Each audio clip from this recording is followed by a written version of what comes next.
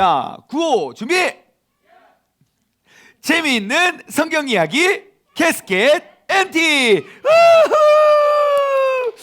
네, 오늘도 우리 캐스켓 MT에 오신 여러분 모두를 주님의 이름으로 환영합니다. 이제 우리가 캐스켓 MT, 정말 한 2년여 동안 우리가 달려온 것 같은데요, 구약과 신약을.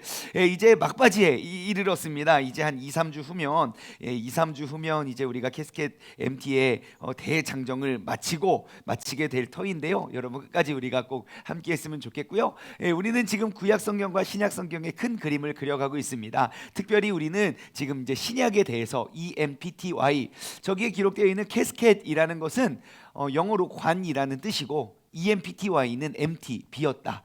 그래서 성경 모든 이야기는 예수 그리스도께서 이 땅에 오셔서 죽으셨지만 그 죽음의 땅에 묻혀 계신 분이 아니라 부활하심으로 그 관은 비어 있음을 이야기하고 있습니다. 그래서 구약에는 6사건, 신약에는 5사건으로 나눠 보고 있는데요. 네, 먼저 expectations, 대망의 시대입니다. 기원전 430년부터 6년까지이고요. 그리고 M은 메시아 시대, 기원전 6년부터 기원 후 33년. P는 펜타코스트, 오순절 시대, 기원 후 33년부터 65년까지. 그리고 티칭, 가르침의 시대는 기원 후 33년부터 95년까지고요. 그리고 마지막 yet to come, 아직 임하지 않은 시대는 95년부터 예수님께서 초림하신 예수님이 아니라 재림하시는 예수님, 그때까지 시대로 우리가 나눠볼 수 있습니다. 자, 오늘부터 이제 우리 맨 마지막 우리가 장으로 넘어가게 될 건데요.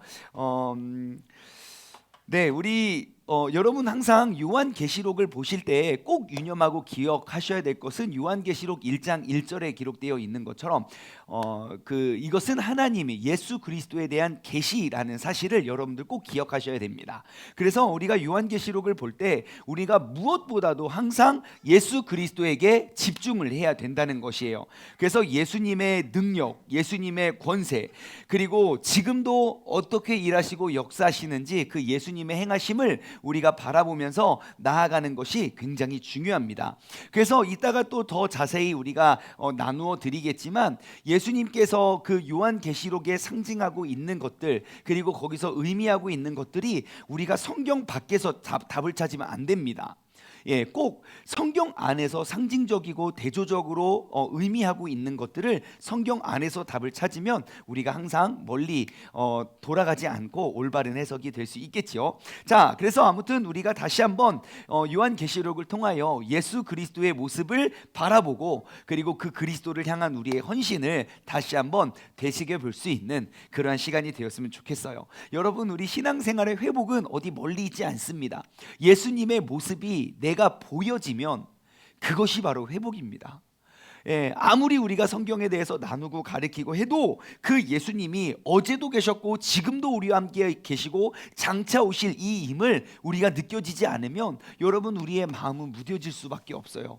그렇기 때문에 오늘 이 시간에도 우리 다시 한번 이 말씀을 통하여 우리가 살아계신 예수 그리스도의 모습을 우리가 직접 체험했으면 좋겠습니다. 자, 이제 오늘은 우리가 요한계시록 12장부터 15장까지의 내용을 우리가 쭉 한번 살펴보기를 원하는데요.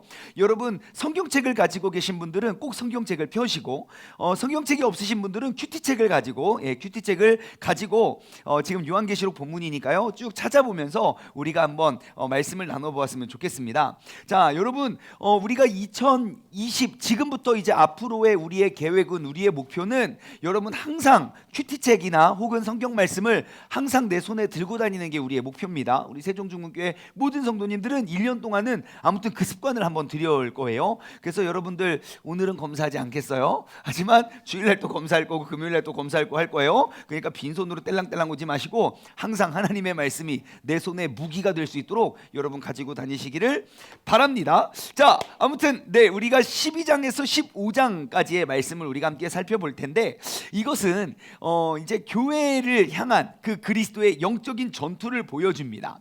그래서 마귀는 지금 곧 사단이라고 하고 옛 뱀이라고 하고 용이라고 하는 그 사단은 온 천하를 꾀하는 자인데요. 예, 그 온 천하를 꾀하는 자가 이제 교회를 어떻게 공격하고 있는지 우리가 한번 살펴보길 원해요. 먼저 12장에서 15장까지의 큰 그림을 그리면요, 12장에 임신한 한 여자가 딱 등장을 합니다. 그리고 우리가 요한계시록 12장에는 굉장히 중요한 장이라고 했어요. 왜냐하면 우리가 고통을 당하는 이유에 대해서, 교회가 핍박을 당하는 그 이유에 대해서 요한계시록 12장은 설명하고 있기 때문이죠. 예, 그렇기 때문에 12장은 임신한 여자가 이제 출산을 하려고 앞두고 있는데 거대한 붉은 용이 그 아이를 삼키려고 해요. 삼키려고 할 때 이제 그 용과 또 싸우는 장면의 모습이 이어지게 되는데요. 한 짐승이 또 땅에서부터 나와요. 땅에서 나와가지고 그 어린 양을 따르는 이들과 격렬하게 한판 싸움을 붙습니다. 그게 요한계시록 13장의 내용이고요. 그리고 이제 하나님의 이름으로 봉인됐던 자들이 이제 쭉 이제 표식, 그 인이 지켜 있는 그 인과 표식이 그것들이 이제 짐승의 표와 하나님의 인, 그런 것들이 이제 대조하고 비교하면서 나오는 게 14장이고, 그리고 15장과 16장은 땅에서 부르실 그 하나님의 진노가 가득한, 하나님의 진노가 가득한 그 7 대접을 가지고 이 땅에 붙는 모습이 15장과 16장에 이어지고 있습니다. 하지만 우리가 그러한 모든 심판의 모습들을 바라보면서 우리가 두려워할 것이 아니라 우리는 더욱더 감사하고 안도하게 됩니다. 왜냐하면 그러한 갈등과 격렬한 싸움 속에서도 언제나 하나님의 나라는 승리하기 때문입니다. 그렇기 때문에 우리는 패하고 무너질, 그리고 우리가 새벽 예배도 나눠봤지만 요한계시록 19장에 보면 17장 18장 바벨론의 멸망, 그 로마 대제국에 의해서 우리가 핍박을 당하고 있지만 그들이 멸망하고 무너지는 건 어느 순간이라고요? 1시간이면 충분하다고요. 예, 제가 오늘 성경을 읽는데 예수님께서 잡히시기 전에 마태복음에 보면 이제 베드로하고 요한하고 데리고 가서 기도를 하세요. 기도를 이렇게 하시다가 야 내가 지금 괴로워 죽겠으니까 너희가 좀 깨어서 나와 같이 기도를 하자. 그리고 나서 예수님이 조금 돌 던지면 좀 떨어질 만한 곳에 가서 정말 땀방울이 핏방울이 되도록 기도하거든요. 그리고 딱 와서 그 사람들을 보고 있으니까 이 사람들 뭐 하고 있습니까? 자고 있어요. 그래서 예수님이 뭐라고 하는지 아십니까? 야, 너희는 나와 1시간도 깨어 있을 수 없더냐 그래요.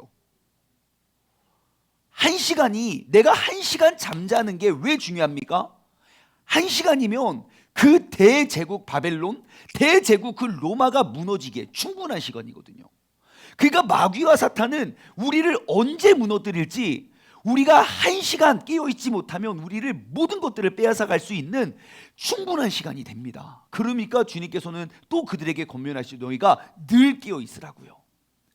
주님께서 잡히시기 전에 마지막 남겨주신 교훈이에요.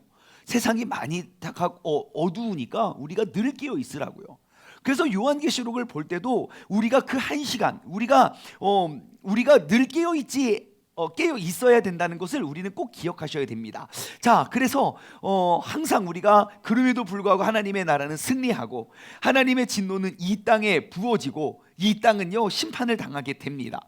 그래서 구원을 이루시고자 하시는 하나님의 목적, 그것들은 모든 세상들에게 다 알려지고 하나님께서 다스리시는, 하나님께서 통치하시는 그 나라가 세세 영원토록 이루어지는 내용들이 이어지게 되지요. 자, 그리고 요한계시록 17장과 18장의 모습을 보면 아마 오늘 시간이 되면 여기까지 가고 안 되면 여기 전까지 가겠지만 이제 대조를 합니다. 우리가 새벽 예배는 그냥 쭉 흘러가는 시간으로 봤지만 우리 캐스켓에는요 제가 오늘 3가지의 대조의 모습을, 시간이 되면 우리가 거기까지 가면 좋을 것 같아요. 요한계시록을 풀 때요 항상 양극으로 예수님의 모습과 하나님의 그러니까 사역과 마귀의 사역이 굉장히 비슷하게 대조를 이루고 있어요. 그래서 그 대칭되는 것들이 무엇인지 요한계시록 17장과 18장에서 우리가 살펴보길 원하고요. 그리고 마지막 21장은 예루살렘과 큰 바벨론이 이제 거기도 대조를 해요. 예루살렘의 새 예루살렘 그리고 큰 바벨론이 어떻게 비교되는지 우리가 한번 살펴보았으면 좋겠습니다. 자, 아무튼 여러분 굉장히 중요한 건요, 요한계시록에 나오는 모든 상징, 요한계시록에 기록되어 있는 상징의 답은 어디서 찾으라? 예, 하나님의 말씀 안에 다 기록되어 있습니다. 말씀 밖에서, 말씀을 떠나서 우리가 답을 찾으면 안 됩니다. 그래서 반드시 성경에 그 분명한 의미가 되어 있다는 것을 여러분 꼭 기억하시고, 그리고 대조되는 짝으로 대조하고 있는 그 짝으로 비교하고 있는 것들도 우리가 함께 찾아보았으면 좋겠고, 사단은요, 여러분 성경 전체를 통해서 우리가 알 수 있는 건 사단은 어떠한 창조의 능력이 없습니다. 항상 하나님께서 행하시고 하나님께서 이루신 모든 일들을 바꾸고 속여서 그들이 일합니다. 그렇기 때문에 우리가 정신을 차리고 있지 않으면 우리가 이게 하나님의 말씀인지 마귀가 나를 유혹하는 것인지 우리가 발견할 수가 없어요. 그러면 그것들을 우리가 증명할 수 있는 명확한 기준은 하나님의 말씀을 바로 아는 것밖에 없습니다. 여러분 기억하시죠? 복음서에서 기록되어 있듯이 마지막 때의 징조가 무엇입니까? 라고 물어보았을 때 예수님께서는 마지막 때는 내가 그다 내가 그다, 사람들을 미혹하고 유혹한다고 이야기를 많이 했어요. 그렇기 때문에 우리는 미혹에 당하지 않기 위해서는 반드시 하나님의 말씀을 새기고 명확히 알고 있어야 된다는 것. 저는요, 다음 세대가 정말 막 다음 세대가 위태롭다, 다음 세대가 막 어렵다 이야기하고 있는데요, 저는 다음 세대가 왜 어려운지 아십니까? 많이 출석하지 않아서가 아니에요. 다음 세대가 왜 무섭습니까? 우리가 왜 다음 세대를 걱정하고 있습니까? 답은 간단해요. 다음 세대 아이들이요, 하나님의 말씀에 관심이 없는 거예요. 아무리 교회는 열심히 다니고 봉사도 많이 하고 하지만 하나님의 말씀에 대한 그러한 지식과 그러한 체험이 없는 거예요. 그러니까 돌보고 챙겨주던 그 공동체와 울타리를 떠나면 그냥 그대로 세상으로 가는 거예요. 왜요? 마귀는 항상 비슷하거든요. 있는 그대로, 없는 것들을 새롭게 창조하지 않아요. 있는 그대로. 그래서 우리가 요한계시록을 통해서 우리가 마귀가 어떻게 하나님의 만드신 것을 속이고 왜곡하고 타락시켰는지 우리가 오늘 아니면 다음 주에 우리가 한번 그것을 비교해보면서 보면 좋을 것 같습니다. 자, 그러면 이제 요한계시록 12장부터 우리가 함께 들어가기를 원합니다. 아니요, 우리가 지금 계속해서 가기 전에 우리가 새벽 예배를 통해서 우리가 요한계시록의 큰 그림을 우리가 그려가고 있지 않습니까? 자, 우리 요한계시록의 큰 그림 한번 그려보도록 하겠습니다. 자, 요한계시록 1장은 어떠한 내용이죠? 네, 서론이죠. 서론. 그리고 2장과 3장은 일곱 교회의 이름이 무엇이죠?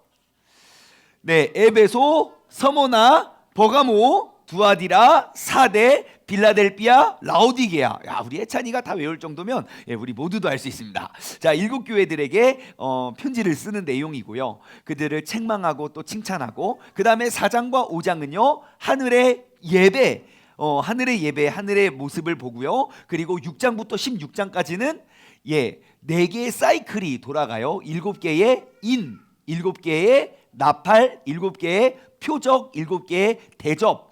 그 4개의 그 사이클의 공통점은 무엇입니까? 하나님의 진노와 심판이 있고 반드시 구원의 역사가 있다는 것.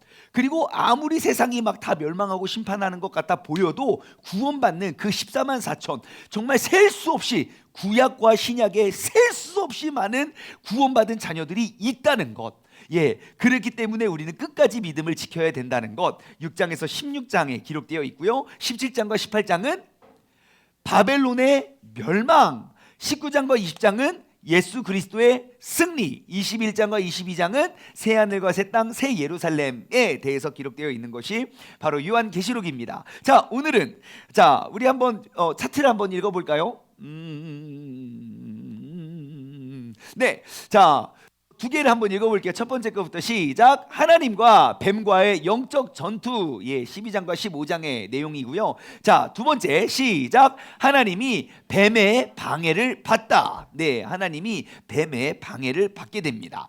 자, 요한계시록 12장 1절부터 쭉 보시면요, 요한은 하늘로부터 큰 이적을 봅니다. 큰 이적. 큰 이적을 보게 되는데요, 우리는 항상 하나님이 요한에게 주시는 그 환상을 우리가 해석할 때 항상 그 환상이 의미하는 것, 환상이 상징하는 그 핵심에 대해서 우리가 눈을 떼서는 안 됩니다. 그래서 궁극적으로 이야기하는 그 핵심은 무엇인가 라는 것이에요. 여러분, 그 성경책 요한계시록 12장을 한번 딱 펴보십시오. 12장을 딱 펴시면 자, 이제 7개의 표적이 등장을 합니다. 그 사이클이 있었죠. 7개의 인과 7개의 나팔과 그다음 7개의 표적. 이제 12장부터 7개의 표적이 나타나게 되는데요. 첫 번째 표적이 바로 이 여인과 아이와 그 용에 대한 이야기입니다. 자, 그래서 우리는 항상 하나님께서 궁극적으로 그것이 상징하는 그 핵심이 무엇인가인데요. 12장에 보면 한 여인이 나타납니다. 그 여인은 무엇으로 옷을 입었습니까?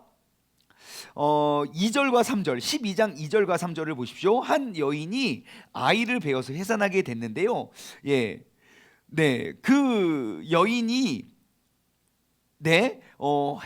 해로 옷을 입고 달을 발 아래 두고 머리에는 12 왕관을 가지고 있습니다. 그리고 그 여인은 임신하고 해산을 이제 막 할 참이에요. 그 1절과 2절과 3절의 내용입니다. 자, 아무튼 그래서 아무튼 아기를 낳으려고 하는데요. 이제 그때 이제 요한은 하나의 딱 이적을 보지요. 자, 그 밑에 보면요. 뭐가 따라 붙냐면요. 3절 하늘에 또 다른 이적이 보였어요. 뭐가 나타납니까?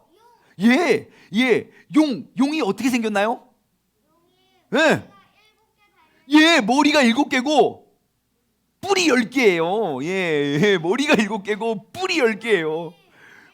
왕관이 막 또 쓰여 있어요. 네, 맞아요. 여러분, 머리가 7개고 뿔이 10개라는 것 우리가 어떻게 보시면 되냐면요. 요한계시록에 기록되어 있던 이 사람들은 정말 그 하나님을 대적하는 그 악한 그것들을 대표적으로 상징하는 것.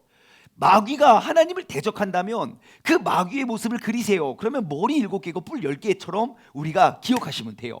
항상 하나님을 대적하는 큰 존재, 머리가 7개고 뿔이 10개인 것으로. 그래서 세상의 권력이 이제 등장했음을 상징하지요. 자, 그래서 그들을 이제 공격합니다. 그 용은요, 하늘의 별 중 3분의 1을 끌어다가 또 땅에 던지고 또 백성들을 막 박해하고 그러한 것들의 묘사가 되어 있습니다. 자, 그래서 그 용의 목적은 무엇입니까? 궁극적인 목적 4절에 기록되어 있어요. 궁극적인 목적이 뭐죠? 뭐예요? 그 아이를 삼키려고 하는 거예요. 그러니까 이 용의 대상은 타겟은 무엇입니까? 그 아이예요. 아이만 죽이면 돼요. 그래서 아이를 삼키려고 이렇게 하고 있어요. 그리고 나서 그 밑에 이제 쭉 보면은 쭉 밑에 보면 아이를 삼키려고 하는 것 뭐 그럴 수 있다고 치죠. 그리고 12장 5절 말씀을 보십시오. 5절 말씀을 보시면 그 아이는 이제 나자마자 하나님 앞에 딱 올려져서 하나님의 보좌 앞에 딱 앉습니다. 그러니까 그 아들이 높임을 받자 여인도 이제 도망가요. 그 광야로 도망가는데 하나님이 그 여인을 지키시고 보호하십니다. 6절 말씀 쭉 보시면 그래서 이제 하늘에 이제 전쟁이 시작됩니다. 이제 그러면서 용 그 옛 뱀이라고 하고 사탄이라고 하고 온 천하를 꾀하는 자가 이제 땅으로 쫓겨나죠. 그래서 하늘에 둘 곳이 없으니까 또 쫓겨나고 이러한 내용들을 보면서 우리가 알 수 있는 건 무엇입니까? 이 메시아의 탄생이 곧 용의 패배라는 걸 알 수 있습니다. 그러니까 마귀의 입장에서 예수님을 이 땅에 보내신 것은 실수한 거죠. 어떻게 해서든지 막아서야 될 그 일들 그렇게 됩니다. 그래서 결국 용은요 이 땅에 떨어지면서 자신에게 남은 시간이 이제 얼마 있지 않다는 것을 인식하고 그 여인을 쫓습니다. 12장 12절과 13절의 내용이고요. 그리고 그 밑에 내용을 쭉 보면요 하나님의 심판을 위조한 그 사탄이 막 물에 토해내가지고 여자를 빠뜨리고 공격하고 뱀은 막 너무너무 분노해가지고요 그 여자의 남은 손 그 하나님의 계명을 지키는 자 17절 말씀 볼까요? 계시록 17절 용이 여자에게 분노하여 돌아가서 그 여자의 남은 자손 곧 하나님의 계명을 지키며 예수의 증거를 가진 자들과 더불어 싸우려고 바다 모래 위에 서게 됩니다.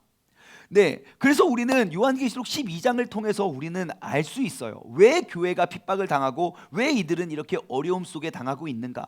왜냐하면 우리는 예수 그리스도의 모형이기 때문입니다. 우리의 교회는 머리 되시는 예수 그리스도의 본체이고 모형이기 때문에 결국 교회를 무너뜨리는 건 예수님을 무너뜨리는 것이기 때문이에요. 하지만 마귀는 마귀의 능력으로 예수 그리스도를 공격하거나 무너뜨릴 수 없으니 그의 사랑하는 그 몸, 그 교회를 무너뜨리고 넘어뜨리는 것이고, 그 그리스도인들을 넘어뜨림으로 결국 예수님을 넘어뜨리고자 하는 것이 마귀의 계략이죠. 하지만 우리는 결론을 알고 있습니다. 결국 마귀는요, 승리할 수 없다는 것입니다. 그래서 요한계시록 12장의 환상은요, 뱀이 어떻게 하나님과 맞서는지에 대해서 보여주고 있어요.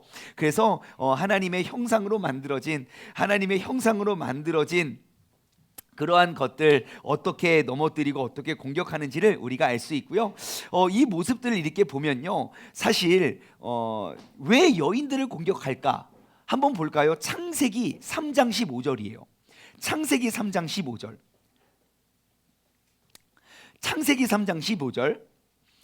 처음에 사탄이 막 승리를 거두고 승기를 잡은 것처럼 보여지지만 여러분, 결국 하나님의 약속하신 영원한 패배의 징조입니다. 창세기 3장 15절 보시면 그 뱀이 여자를 유혹하고, 그리고 그 남겨진 저주거든요. 자, 보십시오. 내가 너로, 자, 그 뱀에게, 여기는 용으로 등장하지만 여기선 뱀으로 나타나죠. 그것이 곧 마귀죠. 내가 너로 여자와 원수가 되게 하고 내 후손도 여자의 후손과 원수가 되게 하리니 여자의 후손은 내 머리를 상하게 할 것이고 너는 그의 발꿈치를 상하게 할 것이다 라고 기록되어 있습니다. 결국 사탄은요, 여자의 후손들에게 패배하게 되어 있다는 것입니다.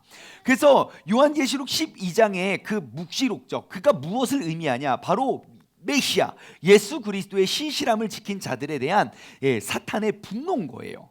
그렇기 때문에 우리는 그 어떠한 공격과 어려움 속에서도 끝까지 우리의 믿음과 그 말씀을 지키며 살아가야 된다는 사실을 꼭 기억하시기 바랍니다. 자, 그래서 이제 13장으로 한번 넘어가 볼까요? 13장. 자, 주제의 말씀을 한번 읽어볼까요? 시작.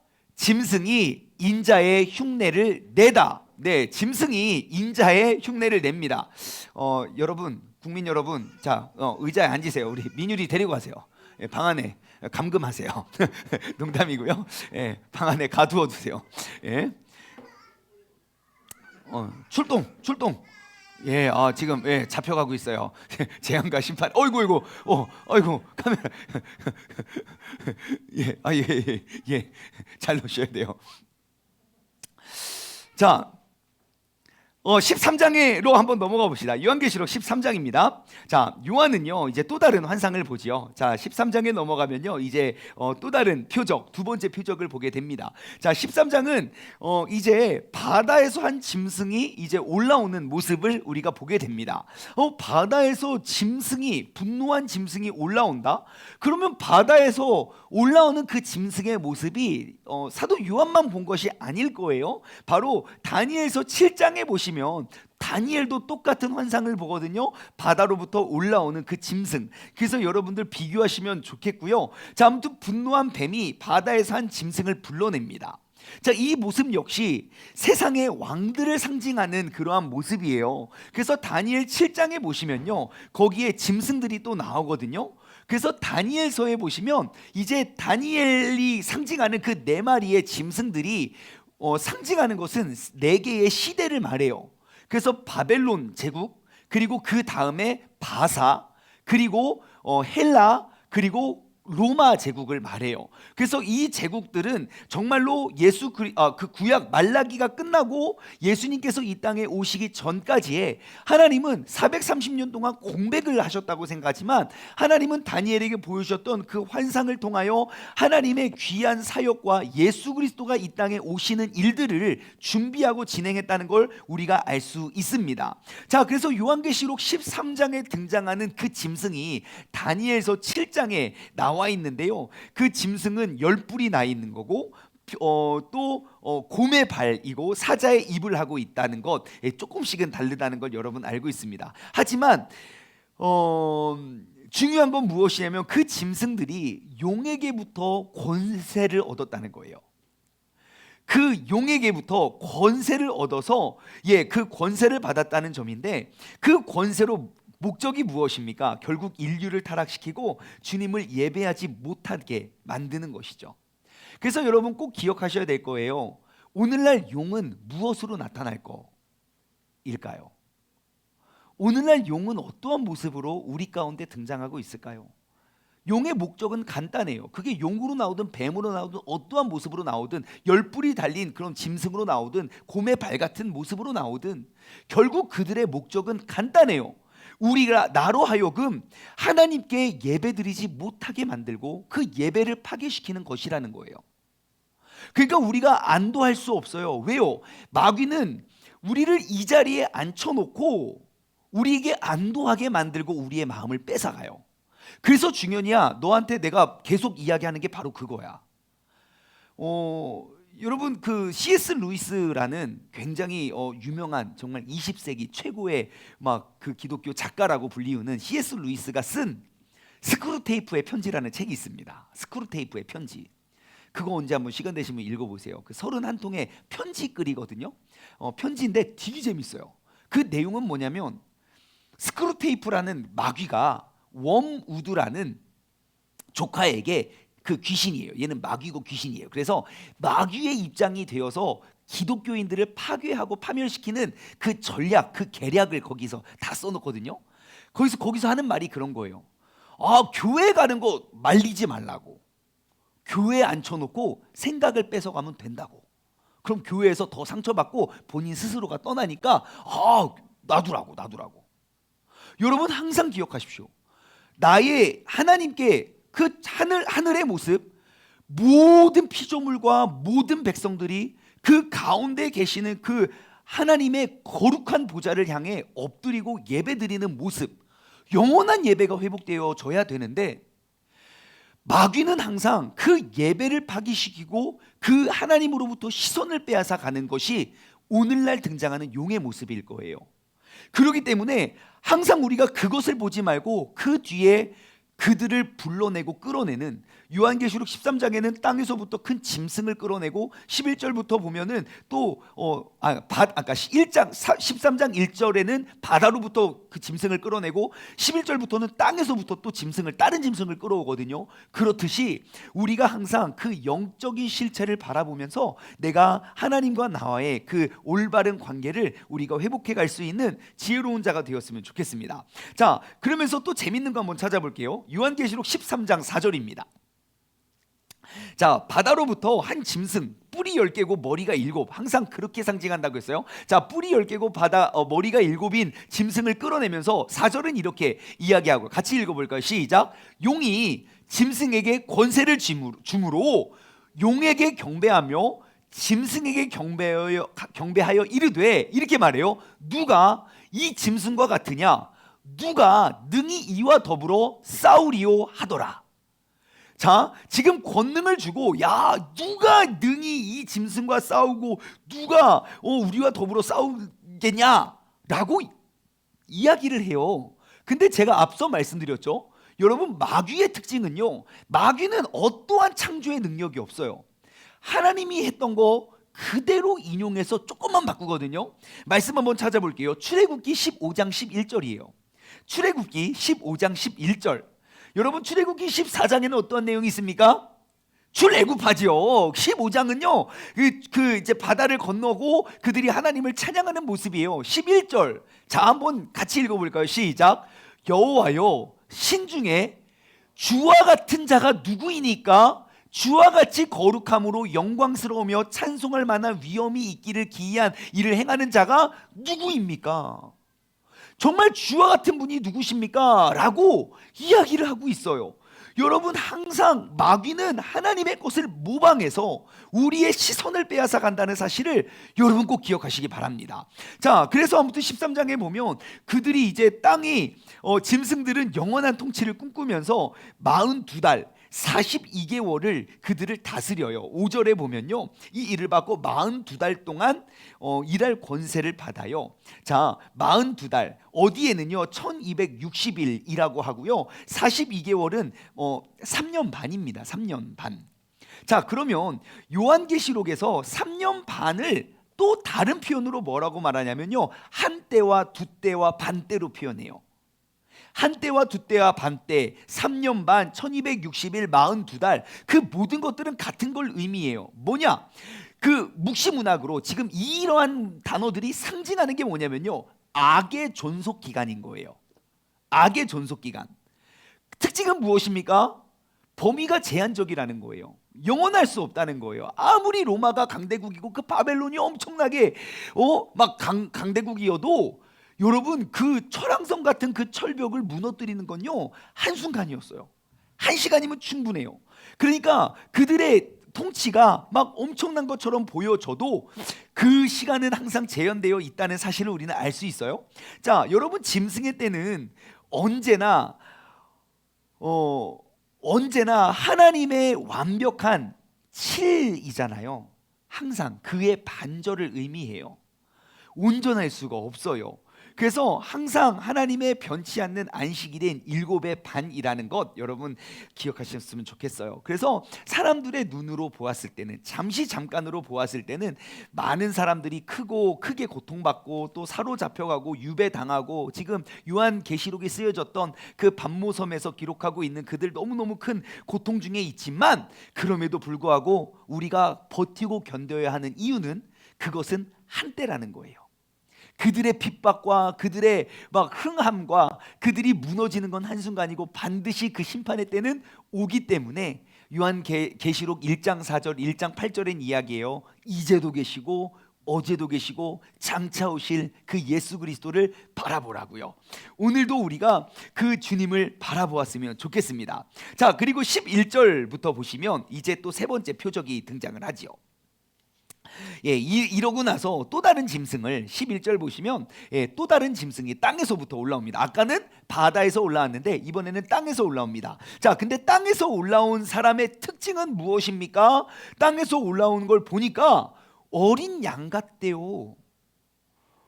어린 양 같대요. 그런데 어린 양 같은데 두 뿔이 있고 용처럼 말을 한대요. 용은 뭔데요? 사탄인데요. 어린 양 같은데 사탄처럼 이야기를 한대요. 자, 항상 여러분 기억하십시오. 마귀는요 항상 우리를 눈속임해요. 그 예수 그리스도를 어린 양같이 그 짐승을 그렇게 표시를 해요. 그래서 사람들을 계속 속여서 그들을 예배하는 그 사람들의 시선과 관심을 빼앗아가는 그러한 존재이죠. 여러분 요한계시록 13장에 나오는 그런 짐승들의 묘사는요 1세기 후반에 그 이제 로마 황제가 이제 황제 숭배 사상을 이제 현실화 시켜서 반영하는 것이에요. 왜냐하면 그때 썼던 그 묵시 문학이니까 그때 내가 직접 그 사람들의 이름을 기록할 수 없기에 우리가 그것들을 상징적으로 표현한 건데 정말 여러분 모든 역사를 보시면 로마의 역사를 보시면 뭐 율리오 가이사나 아구스토와 같은 황제들이 죽은 다음에 꼭 그들은 신이 되었어요. 그런데 이제 미친 사람이죠. 도미티아누스. 지금 이제 이 요한계시록이 쓰여지고 있을 때 그 로마의 황제였던 도미티아누스가 그는 살아서 황제로 칭호를 얻습니다. 그렇기 때문에요. 이들이 핍박당하고 어려운 이유는 그 황제 숭배를 하지 않았기 때문이에요. 그래서 여러분 꼭 기억하세요. 우리가 진짜 숭배하고 우리가 섬겨야 할 대상은 잠깐 살다가 죽는 사람이 되어서는 안 된다는 거예요. 영원하신 분들을 우리가 모셔야 된다는 거예요. 참된 왕, 진짜 왕이라는 분은 우리가 영원히 계셔야 되는 분이에요. 여러분이라면 어떠한 분을 모시겠습니까? 내가 열심히 모셨는데 죽었어요. 하루아침에 그냥 쫄딱 망해요. 그렇게 무너졌던 게 바벨론이고 그렇게 무너졌던 게 바사 페르시아고 그렇게 무너졌던 게 헬라 그 알렉산더도 그냥 하루아침에 그냥 죽게 되었어요. 아무리 멋진 계획을 가지고 있더라도. 그러니 우리가 그들을 따르는 것이 아니라 영원히 계시고 우리와 함께 하시는 그 하나님을 우리가 다시 한번 바라볼 수 있는 우리 모두가 되었으면 좋겠습니다. 자, 다음 거 한번 나눠볼까요? 자, 함께 읽겠습니다. 시작. 인자의 표를 따라 짐승의 표를 만들다. 자, 이제 하나씩 등장합니다. 자, 인자의 표. 그 인 박힌 이제 인치심의 모습을 이제 우리가 바라보게 되는데요.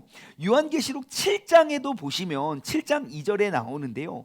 하나님의 자녀들이 인치심을 받는 모습을 봐요.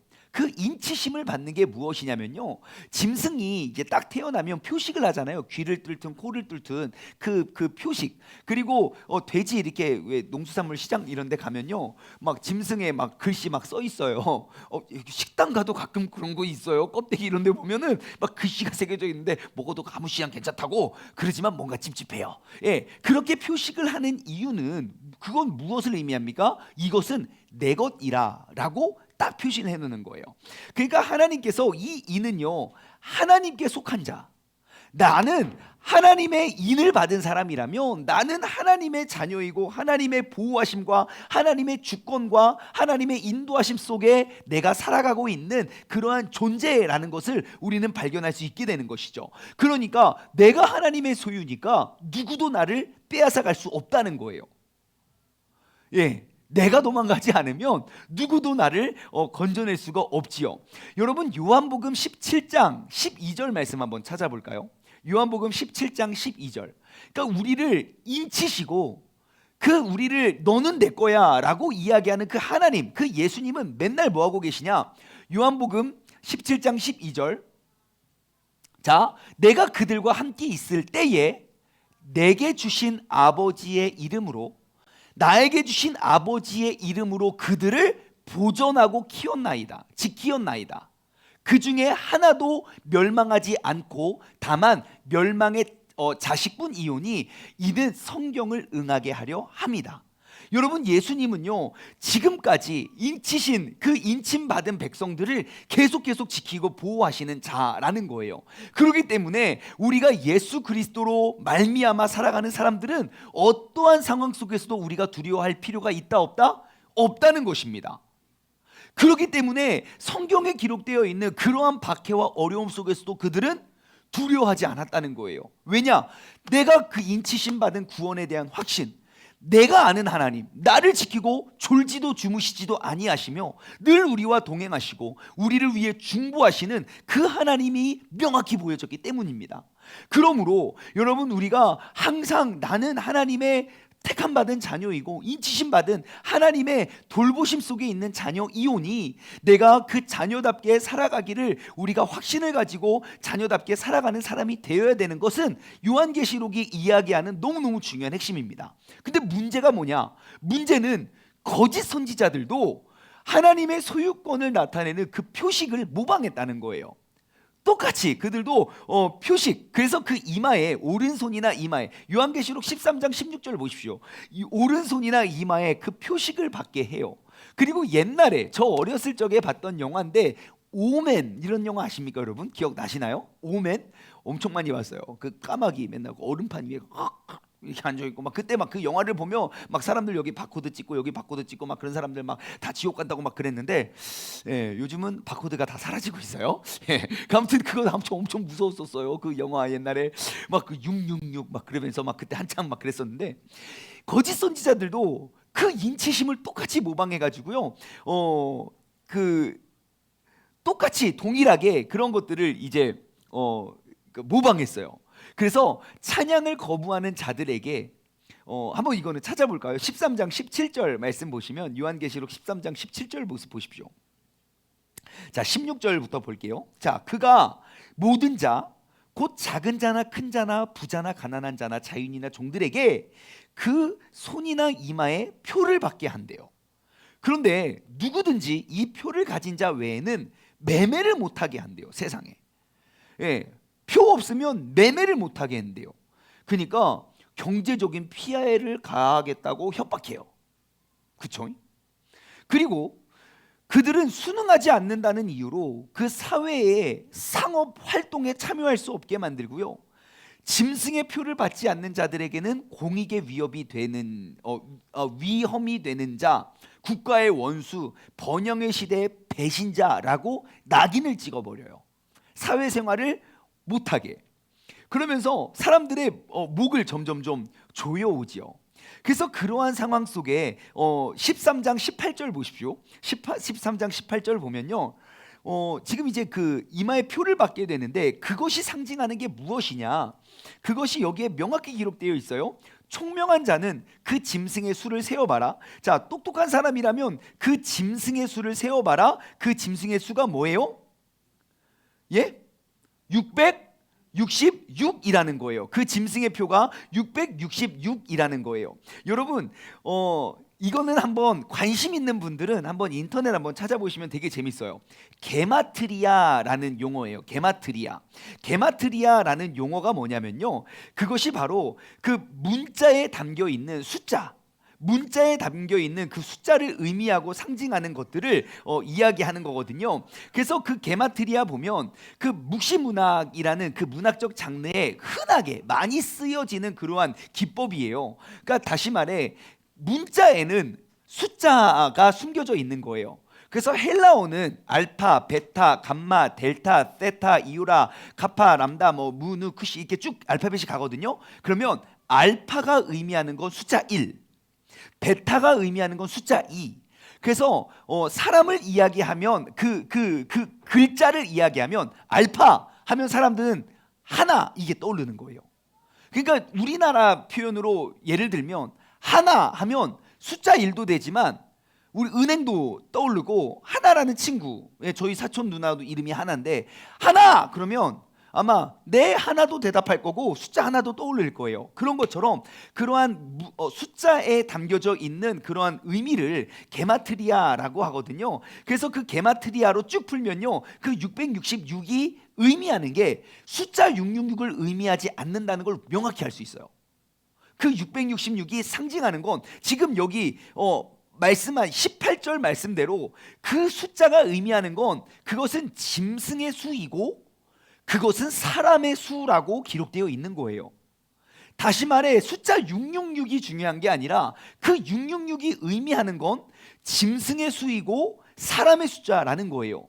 그래서 우리는 그 묵시문학적으로 우리가 알 수 있는 건 지금 이 666, 이 숫자의 값을 다 더하면 어떠한 이름이 딱 등장을 해요. 우리는 666이라는 것이 우리는 떠오르는 사람이 없지만 이 당시 2000년 전에 이런 묵시문학이 가득했던 유행했던 그때에 666이라는 숫자를 쓰면 모두가 알고 있었던 한 사람이 있었습니다. 그 사람이 누구냐? 바로 로마의 황제였던 네로 가이사예요. 네로 가이사의 그 알파벳을 풀면요, 그 숫자의 의미가 666이 딱 나와요. 그래서 그들은 네로 가이사라는 이름 대신 그냥 666, 야 666이 완다, 666이 도래했다, 666한테 우리가 고통을 당했다, 그렇게 흔하게 사용되었던 것이죠.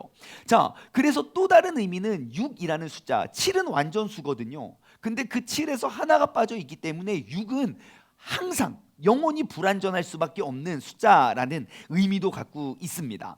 자, 그래서 요한계시록 13장에서 말하는 우리가 666을 두려워할 것이 아니라 정말 그 그리스도인들을 핍박하고 박해하는 그러한 존재가 있다는 것, 우리가 다른 것에 우리가 마음을 뺏기지 않았으면 좋겠습니다. 자, 그러면 이제 14장으로 한번 넘어가 볼까요? 어이구, 실수했네. 자, 14장으로 넘어가면요, 네, 자 14장으로 넘어가면요, 이제 요한의 눈에 앞에 가려진 이제 진정한 권세와 예수 그리스도가 이제 어떻게 나타나는지 이제 예수님이 나타나십니다. 요한이 14장에 보면 또 다른 환상을 딱 봅니다. 또 다른 환상은 뭐냐면 죽임당하신 어린 양의 모습을 봐요. 그래서 우리가 항상 주의하여야 봐요. 왜냐하면 13장 11절에는 어린 양과 같은 마귀, 어린 양과 같은 짐승이 나왔지만 14장에 보시면 이제 어린 양을 봐요. 그래서 또 다른 환상을 보니까 그 어린 양이 있고 14장 1절 볼게요. 이마에는 어린 양의 이름과 그 아버지의 이름을 쓴 것. 그 이마에는 어린 양과 그의 아버지의 이름이 쓰여진 땅에 거주하는 모든 민족과 종족과 백성들 중에 구원받을 사람들의 모습에 대해서 기록되어 있지요. 여러분, 높임을 받으신 예수님은 이 세상에서 교회의 진실한 증언들을 통해서 이제 그들을 이제 추수하실 겁니다. 그래서 그 추수는 여기에 말씀해 보면 이제 14장 17절부터 쭉 보면은 이제 두 가지에 대해서 이제 모습을 기록하고 있는데, 곡식의 추수. 그래서 이제 14장에 보면 날카로운 낫을 가지고 그들을 착착착 이렇게 챙겨요. 그래서 곡식의 추수와 그리고 포도주의 추수에 대해서 이렇게 기록이 되어 있습니다. 그러면서 우리는 항상 꼭 기억해야 될 것은, 항상 하나님의 진노와 심판에 쌓이는 구원받을 사람들의 정말 애타게 기다리고 애타게 바라고 원하던 그 구원의 때임을 여러분 꼭 기억하시고, 우리가 두려워 떨 일이 아니라 더욱더 우리가 감사하고, 그리고 그 날이 이르기까지 우리에게 맡겨진 사명, 나로 말미암아 구원받아야 할 수많은 백성들에게 주님의 복음의 사명을 우리가 나누며 살아갈 수 있는 그런 사람들이 되어야 된다는 것입니다. 자, 그리고 15장 내용을 보면 이제 일곱 대접의 재앙이 쭉 기록이 되어 있습니다. 그래서 하나님이 이제 그 영적 전투는 이제 결국 하나님을 영광 올려드리고 경배하는 것, 그리고 하나님의 그 진노가 담겨져서 이 땅에 쏟아붓는 그 일곱 대접의 모습으로 나타나게 되지요. 자, 여기까지 우리가 힘차게 한숨에 달려왔는데요. 일단 우리가 기지개를 한번 핍시다. 자, 기지개를 한번 쭉 피시고, 위로도 한번 쭉 하시고, 왼쪽으로 영상을 보고 계시는 분들도 기지개 한번 펴십시오. 자, 위로 쭉 가시고, 왼쪽. 옆구리가 당겨야 정상입니다. 옆구리가 안 당기면 자세가 잘못된 거예요. 자, 반대로 오른쪽. 자, 박수 10번. 자, 혈액순환을 위해서 박수 10번. 시작. 네, 좋습니다. 자, 조금 더 할까요? 그만할까요? 이렇게 물어보면 안 되는 거군요. 시간이 애매해가지고, 그러면 우리가 오늘은 여기까지 하고요. 우리가 다음 주에는 제가 아까 말씀드렸던 그 마귀, 그 세상과 그리고 성경에 요한계시록에 등장하고 있는 그 두 개의 명확한 그 대조, 그 대조 1, 2, 3에 대해서 다음 주에 우리가 나눠보도록 하겠습니다. 자, 오늘 말씀을 우리가 쭉 정리해 보면, 여러분, 우리가 꼭 기억해야 될 것, 내가 이 세상을 그럼 어떻게 살아가야 됩니까? 우리가 이 세상을 아무리 성경을 보고 지금 이 시대를 보면 정말 하나님의 재림의 때가 정말 가까운 것 같아요. 여러분, 우리가 두려워할 것이 아니라 하나님께서 무엇을 요구하시고 무엇을 원하는지를 명확히 보면 됩니다. 그렇기 때문에 여러분, 이 시간, 오늘 이 저녁에 함께한 우리 모두가 예수 그리스도를 다시 한번 바라보았으면 좋겠습니다. 주님께서 나를 통하여 어떠한 계획을 가지고 계시고, 그리고 그 이 땅에 오셔서 모든 사역과 역사를 이루신 그 예수 그리스도께서 어떠한 계획을 가지고 계시고, 나를 통하여 어떠한 일을 준비하고 계시고, 어떻게 하나님께서 행하실지를 우리가 바라보면서 우리가 나아갈 수 있는 믿음의 사람 되기를 소망합니다. 여러분, 이 땅의 신앙의 회복 어디 멀리 먼데 있지 않습니다. 바로 나의 삶 가운데 지금도 나와 함께 하시고, 지금도 이곳까지 우리의 발걸음을 인도하여 주신 그 예수 그리스도를 우리가 바라보며 그분과 동행할 수 있는 우리 모두가 되기를 주님의 이름으로 간절히 소망합니다. 함께 기도하고 주기도문으로 오늘 수업을 마치도록 하겠습니다. 하나님 아버지, 감사합니다. 오늘 이 저녁에도 우리가 아직 임하지 않은 시대에 우리가 어떻게 살아가야 할지 그 귀한 말씀과 지혜를 우리에게 허락하여 주신 주님께 감사를 드립니다. 하나님, 우리가 이 시대를 살아갈 수 있는, 이 시대를 승리할 수 있는 그 모든 박해와 공격과 수많은 우리의 하나님의 예배를 무너뜨리고 빼앗는 수많은 용들로부터 우리가 승리할 수 있는 유일한 길은 우리가 예수 그리스도를 바라보는 것입니다. 하나님, 우리가 무너져가고 어두워져가는 세상을 바라보며 우리가 두려워하는 것이 아니라, 정말 세상이 어두워질수록 그 빛은 더욱더 밝게 빛나니 나에게 빛이 되어주시는 그 예수 그리스도, 빛과 소망이 되시는 그 주님을 다시 한번 오늘 이 시간 내 마음에 모시고 우리가 빛으로 나아갈 수 있는 믿음의 자녀 되게 하여 주옵소서. 감사드리며 이 모든 말씀 살아계신 예수 그리스도의 이름으로 기도드리옵나이다. 아멘. 주기도문으로 오늘 수업을 마치도록 하겠습니다. 하늘에 계신 우리 아버지여, 이름이 거룩히 여김을 받으시오며 나라에 임하옵시며 뜻이 하늘에서 이루어진 것 같이 땅에서도 이루어지리이다. 오늘날 우리에게 일용할 양식을 주옵시고 우리가 우리에게 죄 지은 자를 사하여 준 것 같이 우리 죄를 사하여 주옵시고 우리를 시험에 들게 하지 마옵시며 다만 악에서 구하옵소서. 나라와 권세와 영광이 아버지께 영원히 싸움나이다. 아멘. 아멘. 아멘. 수고했습니다. 다음 주 이 시간에 다시 뵙도록 하겠습니다.